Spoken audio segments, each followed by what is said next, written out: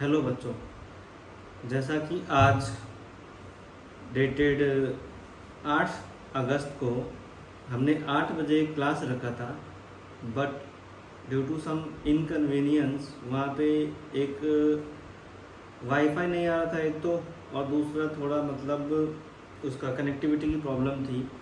तो फिर हमने इस क्लास को पोस्टपोन किया था, और जैसा कि मैंने आपको बोला था कि हम एक छोटा सा वीडियो रिकॉर्ड करके डालेंगे, तो अभी मैं उसी चीज़ को रिकॉर्ड कर रहा हूँ। तो आप लोगों से ज़्यादा इंटरेक्शन तो था नहीं, बट मैं छोटा सा अभी एक कॉन्सेप्ट आप लोगों को बताने की कोशिश कर रहा हूँ। अब इसमें आपका एक चैप्टर है अकाउंटिंग इक्वेशन, और दूसरा है आपका जर्नल एंट्री, जर्नल के नाम से।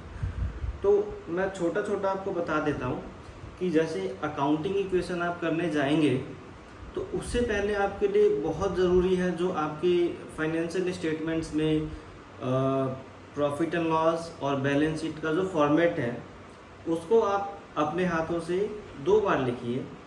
इससे होगा क्या कि आप उसके टेक्निकल टर्म से रूबरू हो जाएंगे। अब जैसे फॉर एग्जांपल आप बैलेंस शीट को लिख रहे हैं और देख के समझ रहे हैं फाइनेंशियल स्टेटमेंट के चैप्टर में, जो आप प्रॉफिट एंड लॉस और फाइनल अकाउंट्स जो आप बनाते हैं उस चैप्टर में।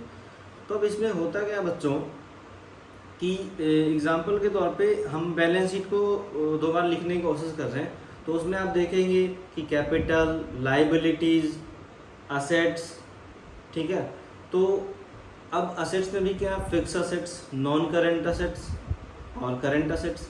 फिक्स असेट्स को ही नॉन करेंट असेट बोलते हैं, बट वो 12th क्लास की बात है जो कंपनी जब में हम बाइफरकेशन करके दिखाते हैं। एनीवे, तो फिक्स असेट और करेंट असेट में भी बहुत सारे पार्ट्स होते हैं।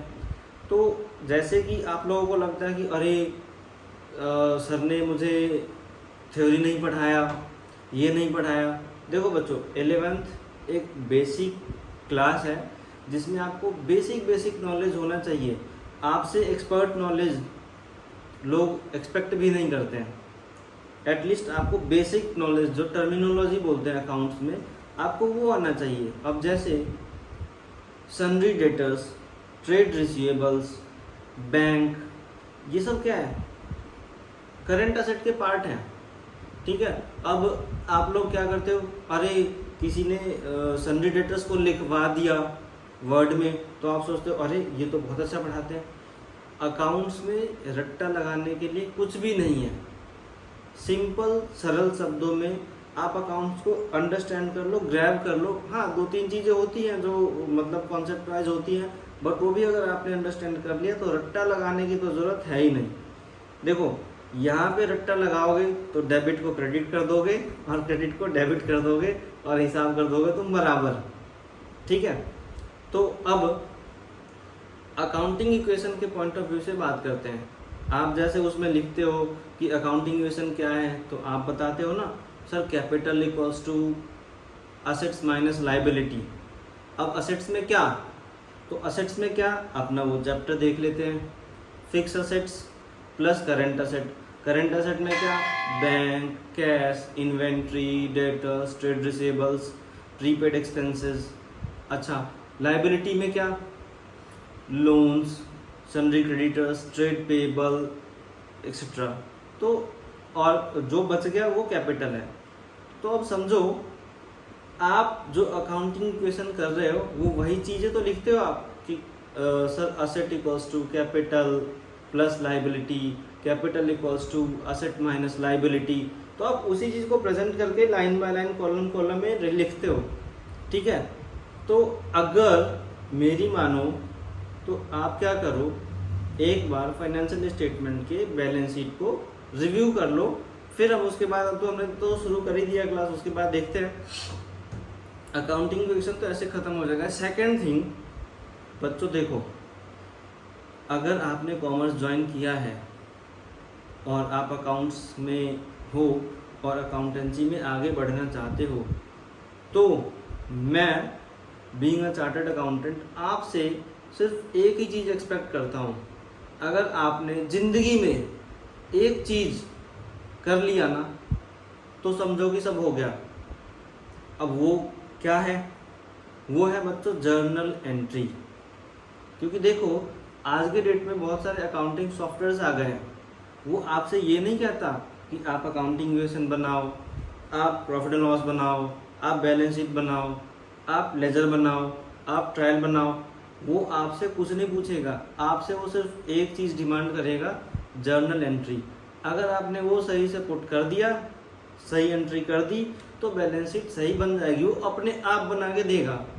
तो अभी तो क्या है, आप मैनुअली ये सब करोगे, लेकिन बाद में आपको सिर्फ एक चीज़ की ज़रूरत है, वो है जर्नल एंट्री। लेकिन बच्चों, पेपर पास होने के लिए तो हमें सब कुछ ही करना है, तो ठीक है, कोई बात नहीं। तो जो जीवन में सबसे मेन है जर्नल, हम उसको समझने की कोशिश करते हैं। देखो बच्चों, मैं बहुत ही ट्रेडिशनल अप्रोच का बंदा हूँ, तो ट्रेडिशनल अप्रोच को समझते हैं। अब इसमें है क्या, जर्नल एंट्री में 3 तरीके के अकाउंट्स मान लो, 3 तरीके के होते हैं। कौन कौन से सर? तो बच्चों, रियल अकाउंट, नॉमिनल अकाउंट और पर्सनल अकाउंट। तो देखो, ये मुझे याद करवाने में बहुत ही आसानी होगी तुम्हें। देखो बच्चों, जब आप कहीं घूमने जाते हो तो अपने दोस्तों को क्या बोलते हो, अरे यार ये तो नॉमिनल सा खर्चा है, कर दे, क्या फ़र्क पड़ता है। आपने क्या वर्ड यूज़ किया, नॉमिनल। ये कहाँ से उठ के आया है, इसी चैप्टर से। तो देखो, नॉमिनल मतलब क्या, छोटा मोटा, है ना, खर्चा। अब खर्चे से याद कर लो इनकम, ठीक। अब आप एक रूल है जो कि बहुत ही फेमस है, उसको याद इजीली कर सकते हो, क्या, डेबिट ऑल द एक्सपेंसेस और लॉसेस, जो कि नॉमिनल अकाउंट का रूल है। डेबिट ऑल द एक्सपेंसेस और losses, credit all the incomes और गेन्स।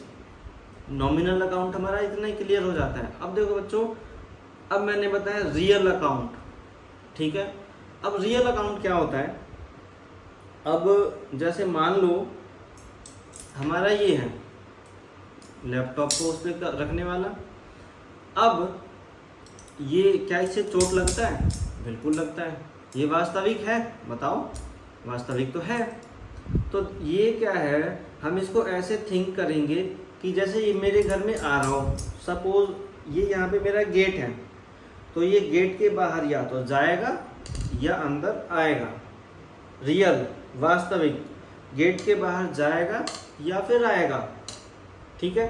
तो रियल अकाउंट का क्या रूल बना बच्चों, debit what comes in, credit what goes out.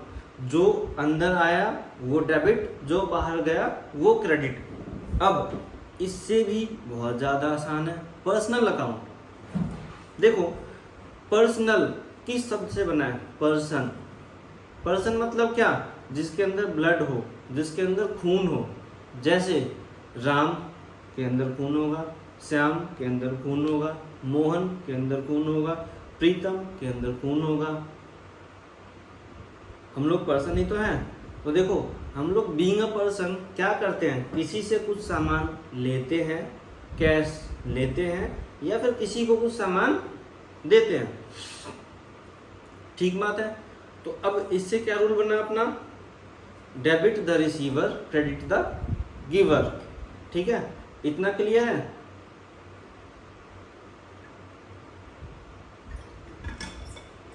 अब देखो, आपने मजे मजे में जर्नल एंट्री के रूल्स याद कर लिए।